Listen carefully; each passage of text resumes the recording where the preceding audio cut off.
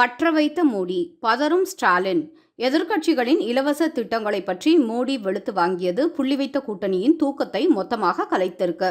இந்த புள்ளி வைத்த கூட்டணியில் இருப்பவர்கள் எல்லாம் தங்களை ஏதோ மிகப்பெரிய ஆளுமை என்று ரேஞ்சில் நினைத்துக் கொண்டிருக்காங்க. ஆனால் மோடி சாதாரண பேசும் ஒருவரி செய்தியே போதும் இவர்களுடைய மொத்த ஆட்டத்தையும் அப்படியே அடக்கி விடுகிறது.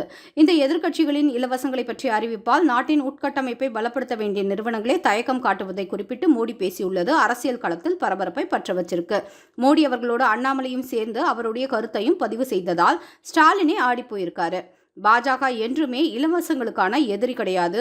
இலவசமாக கழிவறைகளை கட்டி கொடுத்தது பாஜக தான். ஜல்ஜீவன் திட்டம் மூலம் இலவசமாக குடிநீர் வசதியை உறுதிப்படுத்தியது பாஜக தான்.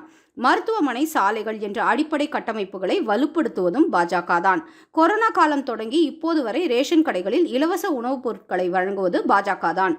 ஆனால் இதில் அனைத்தும் நீங்கள் ஒரு ஒற்றுமையை காணலாம். இது மக்களுக்கு அடிப்படையான தேவையோ, ஒரு அரசாங்கம் எதெல்லாம் பொதுமக்களுக்கு உறுதி செய்ய வேண்டுமோ அதை மட்டும்தான் இலவசமாக அளித்துக் கொண்டிருக்கிறது பாஜக.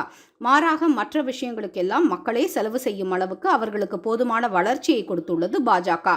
இதுபோல மக்களுக்கு தேவையானவற்றை கொடுப்பதற்கு பாஜக என்றுமே எதிரியாக இருந்தது கிடையாது.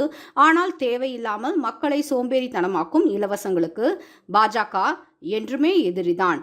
அதுவும் குறிப்பாக தேர்தலில் வாக்கு பெற வேண்டும் என்ற நோக்கத்தில் பொய்யான வாக்குறுதிகளை கொடுப்பதற்கு பாஜக என்றுமே எதிரிதான்.